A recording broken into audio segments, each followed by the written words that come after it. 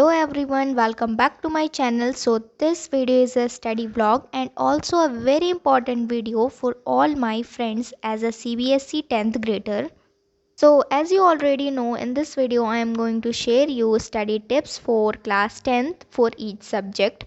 तो बेसिकली अभी मैं भी 10th में ही हूँ, लेकिन कुछ स्ट्रैटेजीज़ एंड कुछ टिप्स जो मैं फॉलो करने वाली हूँ वो मैं आपके साथ शेयर करूँगी, बिकॉज़ आपके काफ़ी सारे कमेंट्स आ रहे थे कि स्टडी टिप्स बताओ। तो मैंने सोचा कि why not to make a video on that, एक कंप्लीट वीडियो बनाई जाए जिसमें सारे लोगों के डाउट्स क्लियर हो जाए। तो इस वीडियो में मैं ट्राई करूँगी कि आपके जो भी डाउट्स हैं वो इस वीडियो के थ्रू क्लियर हो जाएं। सो इस वीडियो को फटाफट से स्टार्ट करते हैं। एंड जो फर्स्ट हमारा सब्जेक्ट है वो है इंग्लिश। सो देखते हैं कि अब इंग्लिश को किस तरीके से कंप्लीट करना है, क्या इसकी टिप्स हैं, क्या इंग्लिश में आपको अपने चैप्टर को बहुत ही अच्छे से अंडरस्टैंड करना है एंड एनसीईआरटी रीडिंग तो करनी ही है। एनसीईआरटी रीडिंग में जो भी लाइंस होती है उसको हाईलाइट करना है एंड उसके कीवर्ड्स आपको नोट करने हैं। लाइक आपने लेंचो का एक चैप्टर पढ़ा एंड उसमें कुछ वर्ड्स या फिर कुछ कीवर्ड्स ऐसे यूज़ किए गए हों, जैसे कि जो कॉइन्स हो गए, पेसोज हो गए, उन्होंने ऐसे यूज़ किए हैं वर्ड्स, बंच ऑफ क्रूक्स। तो वो सारी चीज़ों को हाईलाइट करना है। अगर इससे रिलेटेड क्वेश्चन आता है तो उसको आप लिख देते हो एंड अंडरलाइन कर देते हो, तो ये आपकी बहुत अच्छी रिप्रेजेंटेशन हो जाती है। एंड आपको चैप्टर में कैरेक्टर स्केच, पोएटिक डिवाइस, ये सारी चीज़ें बहुत इंपॉर्टेंट है। लाइक आपको कैरेक्टर स्केच और पोएटिक डिवाइस तो करके ही जाना है। एंड जो कैरेक्टर और पोएटिक डिवाइस है वो इजीली गूगल पे अवेलेबल होता है, आप जस्ट सर्च करो और उसे एक बार पढ़ लो। लेकिन पोएटिक डिवाइस आप अच्छे से समझ लोगे तो ज़्यादा अच्छा रहेगा। एंड नेक्स्ट सब्जेक्ट है हिंदी। तो हिंदी में हमें क्या करना है, वही same, understand the chapter. Chapter को अच्छे से अंडरस्टैंड करना है और एक बार एनसीईआरटी की रीडिंग ज़रूर करनी है। सेम उसी के कुछ कीवर्ड्स भी आप लर्न कर लो जो भी बुक में यूज़ हैं। बाकी हिंदी में तो हम खुद से भी बना के ज़्यादातर चीज़ें लिख देते हैं। एंड उसके बाद आता है ग्रामर पोर्शन। ग्रामर पोर्शन के लिए तो बस ये है कि आप जो भी टॉपिक है उसके अच्छे से नोट्स प्रिपेयर करो, कुछ क्वेश्चंस प्रैक्टिस करो एंड दैट्स इट्स। ये आपका ग्रामर सेक्शन भी कंप्लीट हो जाएगा। तो हिंदी में बस यही ध्यान रखना है कि मात्रा की मिस्टेक कम करें हम, और अगर कोई चीज़ को कट भी करते हैं तो सिर्फ एक लाइन उस पर डाल दें, दैट्स इट। और इसी तरीके से हमारा हिंदी का भी टॉपिक कंप्लीट होता है। Then we have maths. Maths को किस तरीके से कंप्लीट करना है, तो जो मोस्ट इम्पॉर्टेंट वो है क्वेश्चन प्रैक्टिस। आपको ज़्यादा से ज़्यादा क्वेश्चन प्रैक्टिस करने हैं। पहले तो अगर आपने बेसिक मैथ्स ली है then you have to do only NCERT. And मैंने बेसिक मैथ्स ली है तो मैं सिर्फ एनसीईआरटी करती हूँ, बट मैंने कुछ एक्स्ट्रा बुक्स भी ली है।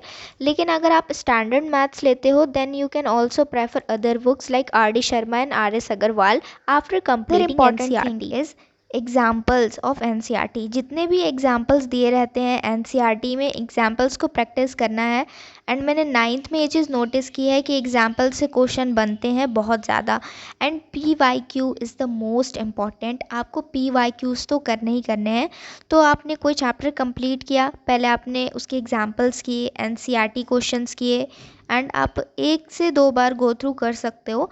एंड उसके बाद आपको पी वाई क्यू करने हैं एंड इसके बाद आपका चैप्टर अच्छे से कंप्लीट हो जाएगा। एंड आप अदर बुक में भी लाइक देख सकते हो कि किस तरीके के क्वेश्चंस आते हैं, तो आपको पता चल जाएगा। और आप अगर ज़्यादा से ज़्यादा प्रैक्टिस करोगे तो वो तो आपको आ ही जाएगा कि किस तरीके से करना है। एंड हमारा नेक्स्ट सब्जेक्ट है एसएसटी। तो एसएसटी को किस तरीके से कंप्लीट करना है, तो पहले हम एसएसटी को 4 पार्ट्स में डिवाइड करते हैं, जिसमें civics, geography, economics and history.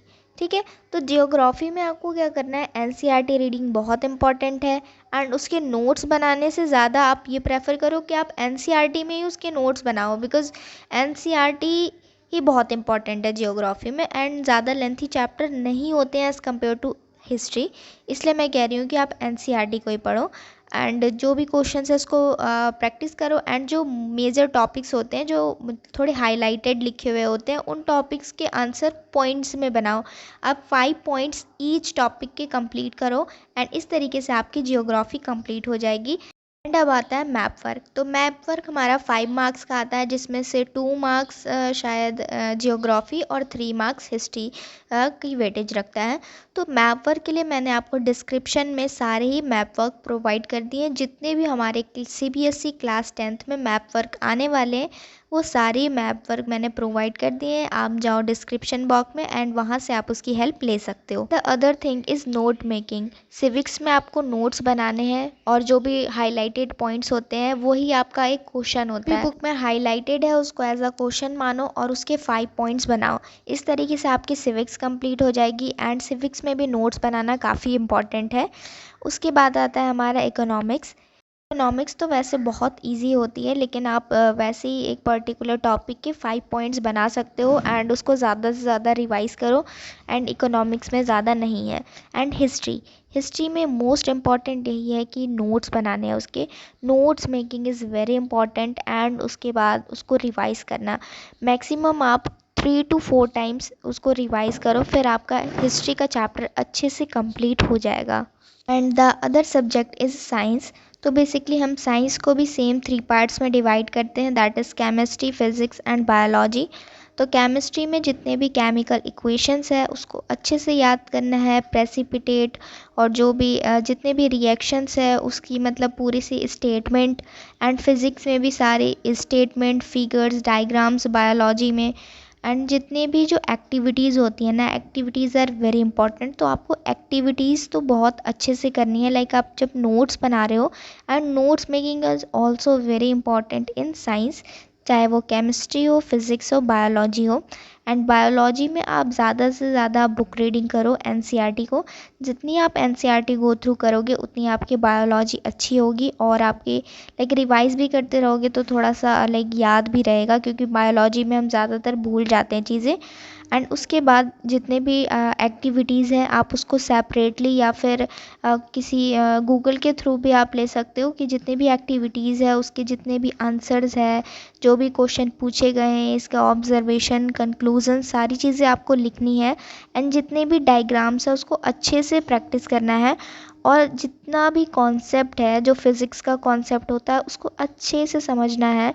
और केमिस्ट्री में तो मैं यही कहूँगी कि जितने भी केमिकल फार्मूलाज है उसको अच्छे से याद करना है। एंड जो प्रेसिपिटेट है और पीडब्ल्यू की एक वीडियो है मतलब केमिकल इक्वेशन वाली, बहुत अच्छी वीडियो है। तो अगर वो मुझे वीडियो मिल जाएगी तो मैं आपको एक डिस्क्रिप्शन में टैग कर दूँगी, बिकॉज़ बहुत अच्छी वीडियो थी वो और उसने मुझे काफ़ी हेल्प की केमिस्ट्री में। तो आप सारे फार्मूलाज को लर्न करो, आप प्रेसिपिटेट जितने भी रिएक्शंस हैं उसको स्टेटमेंट में बना के।